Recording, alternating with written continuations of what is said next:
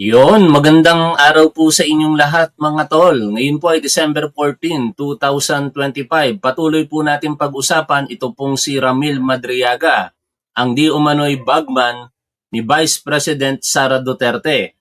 Pero ito pong isa sa mga impormasyon na nakalap po natin sa internet, nakakagulat po ito sapagkat pinalalabas po ng mga Duterte supporters na hindi po magkakilala si Sara Duterte at saka si Ramil Madriaga. Pero ayon po sa pagbubunyag ni Mr. Antonio Montalban, isa po itong journalist, hindi ko po alam kung ito po ay totoo pero i-share ko lamang po sa inyo. Ito daw pong pinakabatang anak ni Vice President Sara Duterte ay inaanak nitong si Ramil Madriaga. Basahin po natin ang kanyang post sa Facebook na in-screenshot na lamang po natin. Ayon kay Antonio Montalban, Sara Duterte and Mans Carpio have 4 children, known by Ocean Team nicknames Micaela Maria or Sharky, adopted daughter, Mateo Lucas, Stingray, Marco Digong, Stonefish, and one other unnamed child, all sharing aquatic nicknames as a team chosen by their mother. The godparent of the youngest is Ramil Madriaga. Uulitin ko po, ayon po kay Antonio Montalban, the godparent of the youngest is Ramil Madriaga. If the DDS think that this is fake news, the church baptismal record is available. O may hamon po sa inyo mga Duterte supporters. Ito pong si Antonio Montalban na kung fake news ang sinasabi niya, available daw po yung baptismal certificate ng bata. Pero bago tayo magpatuloy mga tol, ako po'y lubos na nagpapasalamat sa lahat ng mga tumulong sa aking inaanak na si Sian. Siya po ay anak ng aking classmate at kumparing pulis. Tumagal po ng mahigit sa 12 oras ang kanyang operasyon kahapon sa Medical City. Salamat sa Diyos, matagumpay po ito at nasa recovery stage na ito pong si Sian. Pero hindi pa po dito natatapos yung pagsubok sa kanilang pamilya sapagkat ito po marahil ang isa sa pinakamabigat ang gagastusin o babayaran po nilang hospital bills ay hindi po bababa sa 1,000,000 piso. Kaya lubos po akong nagpapasalamat sa lahat ng mga nagpaabot po ng tulong sa aking inaanak. Kay General Torre, maraming salamat po sa inyo sir sa napakalaking halagang itinulong po ninyo sa aking inaanak. Kay dating Senador Antonio Trillanes, maraming salamat po. Kay dating Secretary of Interior and Local Government, Benhur Abalos, maraming salamat po. Kay Mami Best Friend, maraming salamat po. Kay Mami Christina Baker, maraming salamat. Kay Tol Beverly Wigan, maraming salamat. Kay Tol Antonio Paragas, maraming salamat. At marami pang mga pangalan na hindi po pumapasok sa isip ko ngayon. Pero pasensya na po kayo kung hindi ko po mabanggit. Pero ang dami pong nagpahatid ng tulong. Kaso lang talagang napakalaki po ng hospital bills. Kaya kung meron pa pong nais tumulong sa aking inaanak, ito po, nakapost po ito sa aking Facebook profile, yung mga account destination. Ang kanyang ama, si Dennis Tugnao, meron pong bank account mula po sa BPI at yung kanyang panganay na anak kasi yung GCash ng nanay ay nag-exceed. Tapos yung ginagamit nila ngayon na GCash na isa yung panganay po na anak, si Clarence. Kaya maraming salamat po talaga sa mga lubos po na mga naghatid ng tulong, nanalangin. Maraming salamat po sa inyong lahat. Balik po tayo dito po sa ating pinag-uusapan, Ito nga po, paano pa maitatanggi ito ng mga Duterte supporters na walang kaugnayan sa isa't isa ang magkumare, di umano, na si Vice President Sara Duterte at Ramil Madriaga. Bukod pa doon syempre sa mga Facebook post ni Ramil Madriaga na ngayon po ang kanyang Facebook ay naka-deactivate na po. Pero may mga nakapag-screenshot na po niyan, katulad po natin. Ito nga po, June 19, 2022, nang si Ramil Madriaga ay dumalo po sa inaugurasyon ni Sara Duterte sa City of Davao. At yung kanilang pag-uusap sa pamamagitan ng isang applications, ewan ko kung Zoom po ito o Viber. Ito po ay nangyari, mayor pa lamang si Sara Duterte noong September 29, 2021 at sa napakarami pa pong pagkakataon na hindi na po natin mabalikan ngayon sapagkat dinilit na po yung kanyang Facebook. Pero ang maganda rito, sa isang live streaming po natin, na screen record po natin ang kabuuan ng Facebook page nitong si Ramil Madriaga na Ra Madriaga CST. Ngayon, meron pong interview si Christian Esguera dito po sa abogado nito pong si Ramil Madriaga, si Attorney Raymond Palad.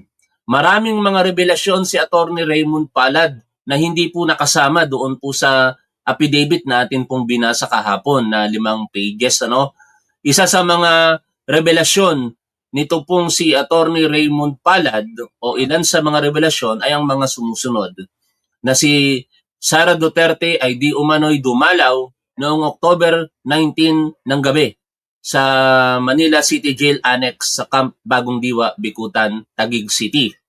At yan po ay nasundan pa di umano ng pagdalaw ng kanyang isang pinagkakatiwalaang individual para muling kausapin si Ramil Madriaga. Pero sa bawat instance na yan ay hindi po sila hinarap ni Ramil Madriaga.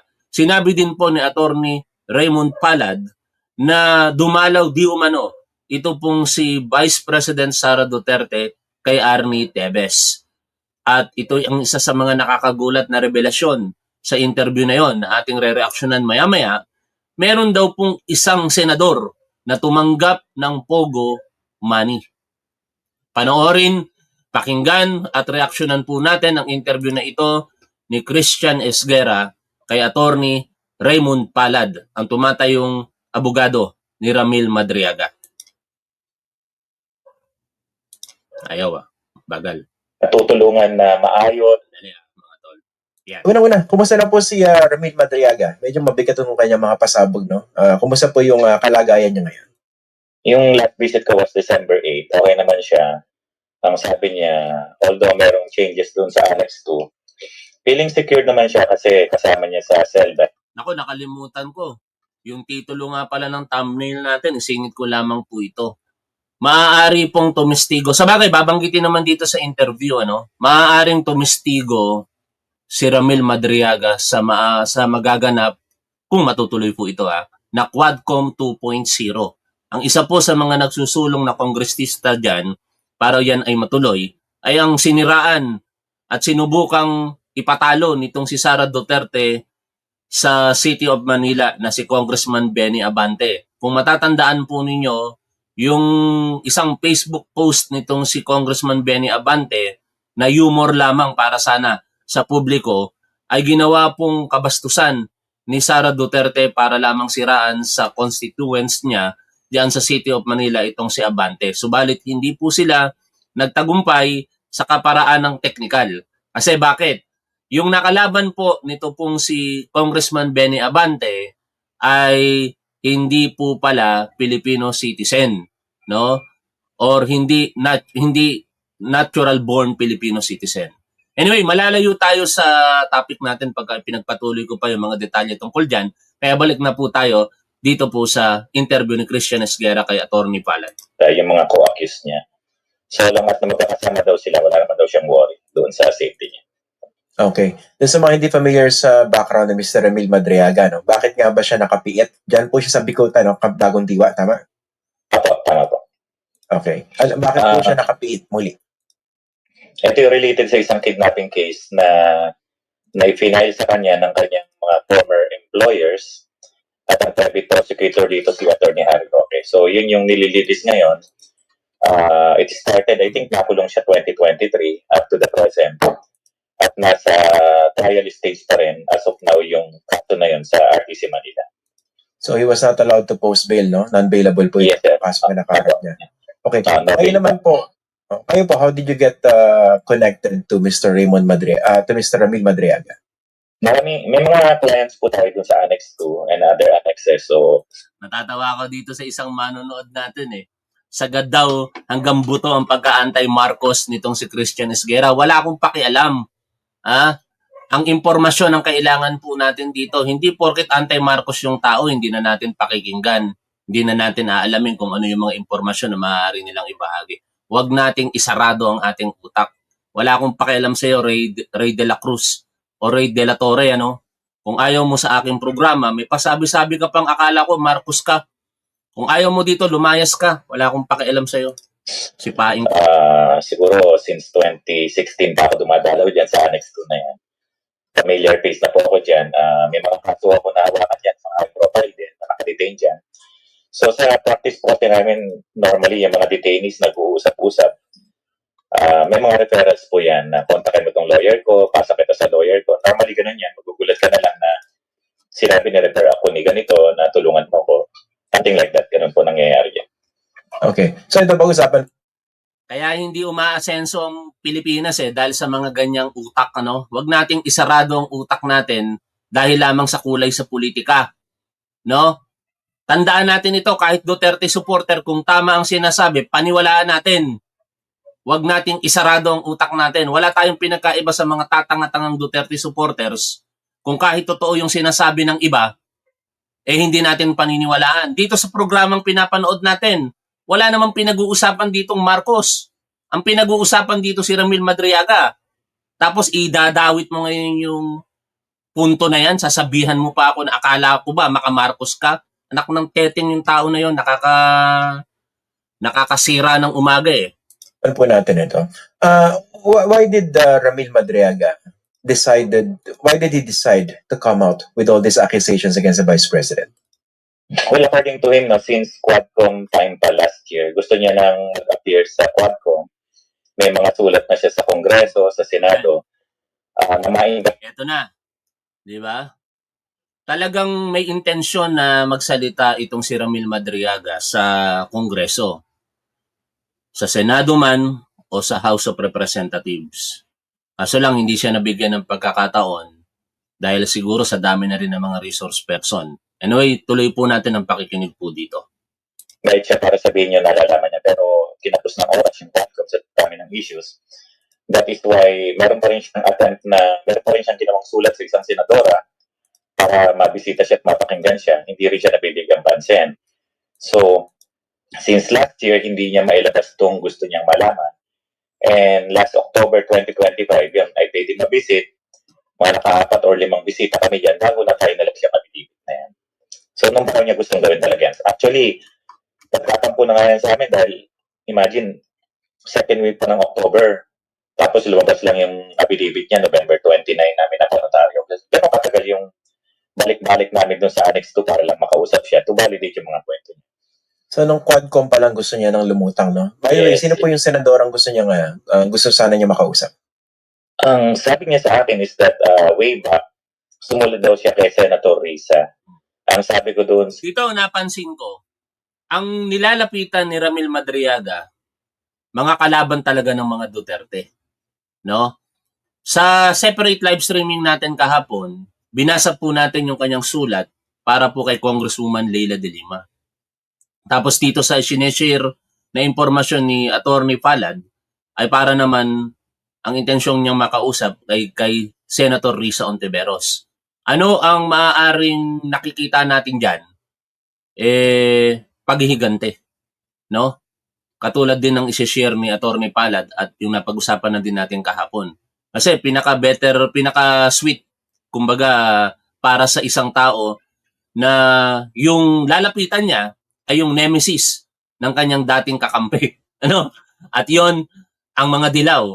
Hindi naman maikakaila na talagang ang laking factor ang pagiging anti-Duterte nitong si Senator Risa Ontiveros dahil na rin sa mga korupsyon, illegal na mga gawain di umano ng Duterte at hindi rin maikakaila kung ano po ang ginawang pambababoy ng Duterte camp kay dating senador at ngayong kongresista Leila de Lima. Sa mga anak, pakihanap yung letter na yon at gusto kong makita yung stamp receipt ng opisina ni Senator Risa na at that point in time, humihingi na siya ng tulong para mapakinggan siya. Pero as of this time po, wala pa po yung letter sa akin na receive. Inaanap po ng anak niya. Okay, so base pa lang ito sa kwento ni Mr. Ramil na he tried to reach out dito sa office ni Senator Risa Ontiveros. Pero yung what drove him? Bakit gusto niya biglang magsalita laban sa Vice President? Yan na. Meron siyang isang Ito na yung motibo kung bakit lumabas itong si Madriaga sa ngayon at nagsasalita. sulat sa akin, no? Sulat na ginawa, no? Yung kanyang summary na sabi niya, naglingkod siya ng buong puso, no? I rendered my services, dedication doon sa pamilya. Pero dapat daw managot yung dapat na managot dahil may mga pagkakasala sila sa pananaw niya. Sabi niya, gusto ko na rin ilabas itong bagay na to kasi siyempre, alam mo, patong-patong yung problema, di ba? Marami siya napapanood sa deliveries ng pera. So, suddenly, bigla niyang gustong sabihin niya na lalaki. So, yung sabi niya nung panahon ng Quadcom pa lang, gusto niyang magsalita na. So, ito po ba yung first time na nag-decide siyang magsalita? So, napapanood niya na yung mga lumalabas sa Quadcom. So, this was... Yes, sir. Yan ang kwento niya sa akin. Panahon pa ng Quadcom. Sumulat na siya doon sa Quadcom. Pero hindi na ho siya nailinya doon sa mga resource person eh. Diba nung time na yun, kahit naman mga detainee ka, kahit nga convicted prisoners, pag sinagpi na ng Quadcom, nadadala yan sa Congress eh. Pero hindi na ho siya napatawag na. Kaya wag nilang sabihin, itong si Harry Roque parang hindi abogado. No? At yung mga kapwa niya Duterte supporters na mga tatanga-tanga na nabobola, na porket kidnapper. Ipagpalagay natin although the law presumed innocent itong si Ramil Madriaga until proven otherwise. No? Pero sige, bigyan natin ng saya si Harry Roque. Pagpalagay natin kidnapper, this is hypothetical lang mga tol Itong si Ramil Madriaga, ibig sabihin ba nun, hindi na siya pwedeng magsabi ng totoo? At bilang isang abogado, Harry Roque, alam mo na ang pagiging convicted sa isang kidnapping o yung paglabag sa Article 267 ng Revised Penal Code, kidnapping and serious illegal detention, ay hindi yan diskwalifikasyon para ikaw ay tumayo bilang testigo. Alam na alam mo yan bilang abogado sapagkat enumerated sa Rules on Evidence kung sino yung mga specifically disqualified to stand as witness during court proceedings. Hindi na natin i-discuss yan, pero yun lang ang gusto kong ipahatid sa inyo. Bilang abogado, alam nitong si Harry Roque na hindi porket kidnapper o allegedly kidnapper itong si Ramil Madriaga ay hindi na ito magsasabi ng katotohanan. In fact, sa napakaraming pagkakataon sa mga nakalipas na panahon sa congressional hearing, mapa sa Senado o mapa sa Kongreso, either akusado or convicted of a crime ay kanilang iniimbita para po sa pagdinig nila bilang isang resource person. Ang pinaka-latest dyan, syempre yung Quadcom, nandiyan sina Taguba, convicted sa kanilang paglabag sa batas, at nandiyan din si ngayon na napawalang sala kung hindi tayo nagkakamali, yung involved sa 2.7 billion pesos na illegal na droga sa City of Manila.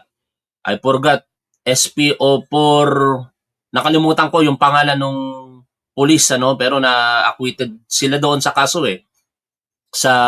na isinampa sa kanila.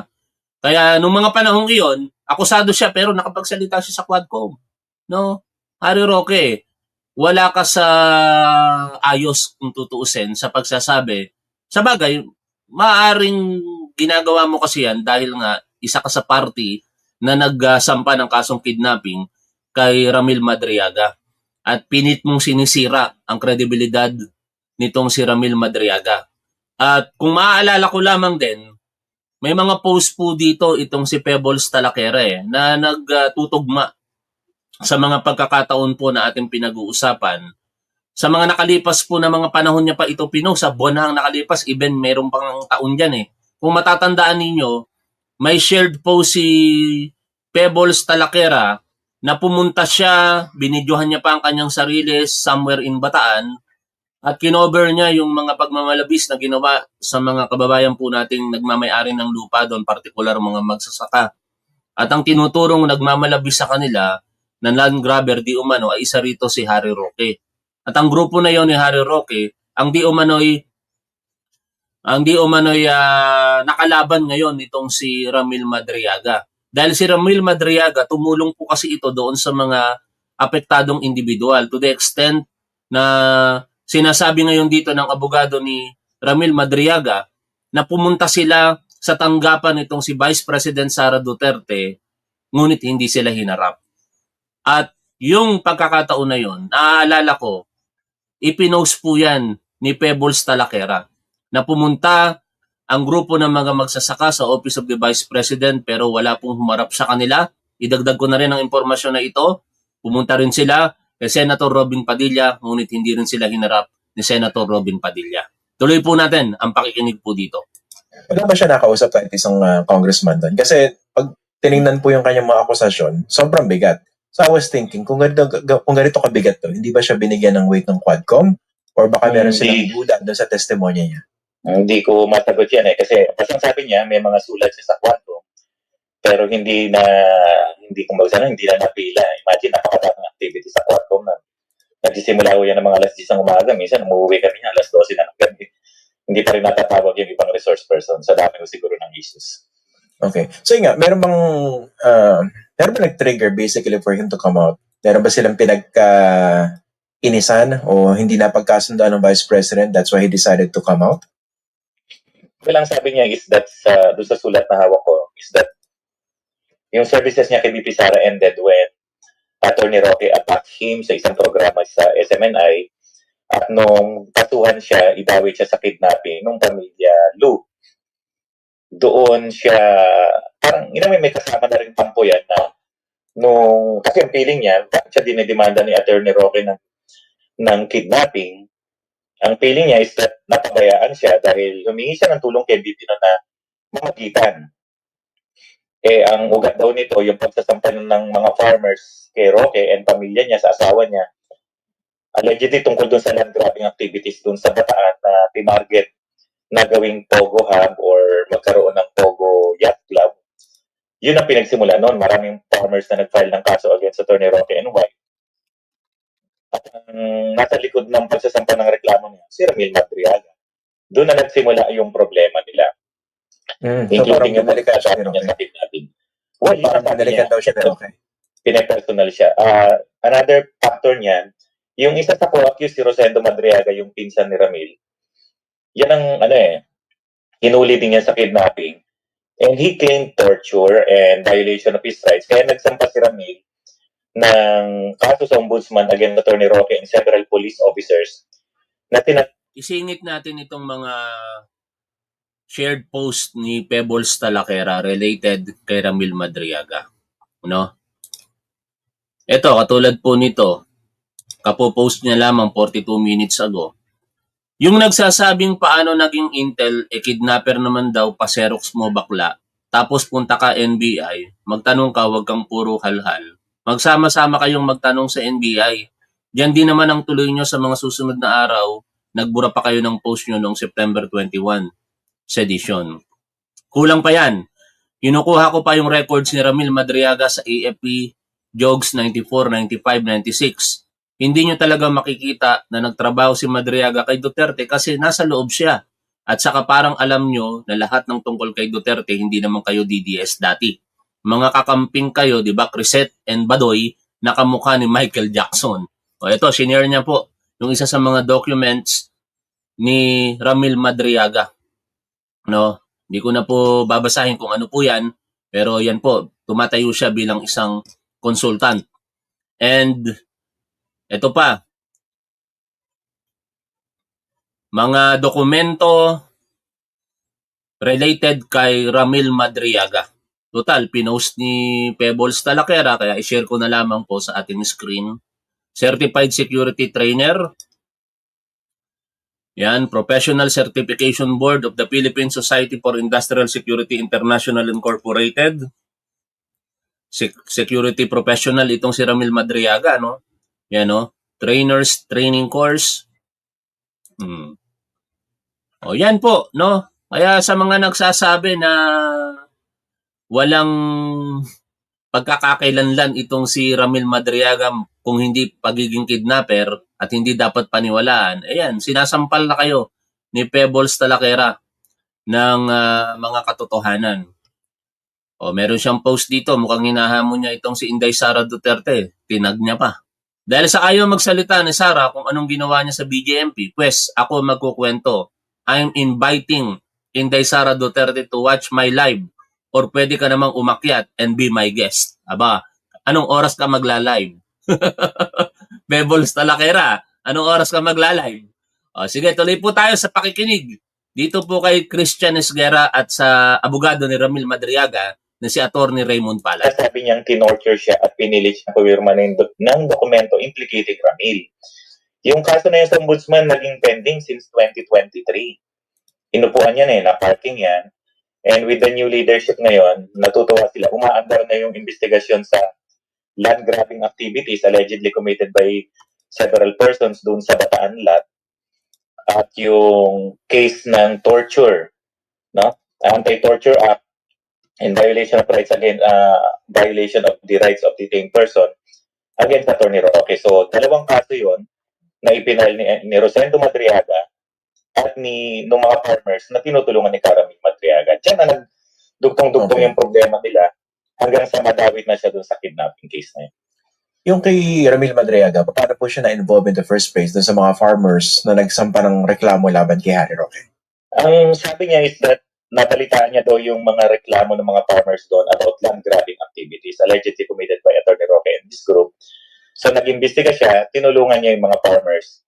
At tapos nilabas niya itong problema na to, isinumbong niya daw sa... Itong mga sinasabi ni Attorney Palad dito mga na-post po ito ni Pebbles Talakera sa kanyang original na Facebook page na Pebbles Talakera 2.0. Ay hindi, meron pa palang mas sa unang Facebook page doon na mas malaki ang followings. Pero balik tayo dito. Tuloy-tuloy na lang muna natin mga tol yung pakikinig kay Attorney Palad sa mga security agencies ng sa ating mga national security agency kasi may nakita daw siya mga PLA, mga Chinese paramilitary personnel doon. Yun ang hindi niya raw matanggap. Bakit may mga Chinese dito sa lote sa Bataan? Nareklamo daw niya yan, sinumbong niya, at nagpahal sila ng kaso sa ombudsman. Doon na nagsimula ang problema. And remember, ang sabi pa niya, during the hearing ng kidnapping, nanonood pa siya ng hearing noon habang ang kaso hini-hear versus doon sa pinsan niya. Umaattend pa siya ng hearing sa court. Then later on, nagkaroon ng amended information, isinama siya. Sa amended information, isinama siya doon sa kaso ng kidnapping. Yun ang kanyang kwento sa akin.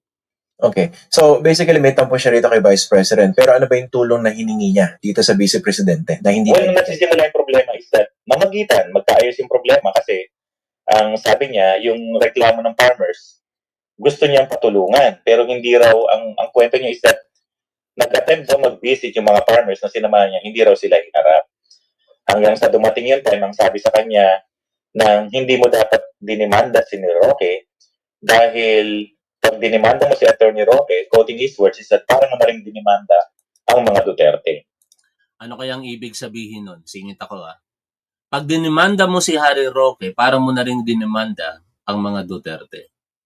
Ibig bang sabihin nun kung merong ugnayan si Roque sa mga pogo at ngayon yan nga ang naging basihan ng kanyang kasong kriminal for qualified human trafficking dahil nga sa pagkaka-involved niya sa pogo. Ibig sabihin ba no, nagtatanong ako ngayon involved din sa pogo directly or indirectly itong Duterte? Kasi parang nagbababala siya Pag dinimanda mo si Roque, ang pagdemanda tungkol sa mga pogo operators na nangangamkam ng lupa, para mo na rin dinimanda ang mga Duterte. Kayo po ang sumagot sa katanungan ko. Something like that yung nasa 110 note niya na binigay niya sa amin. So, pag samasamahin mo yan, yung kaso niya, yung personal na problema, yung stress, yung emotional, mental health problem, stress, na dinadanas ng pamilya niya dahil sa kaso ng kidnapping na to, pag samasamahin mo na yung mga factors na yun, then you have Ramil Madriaga. Okay.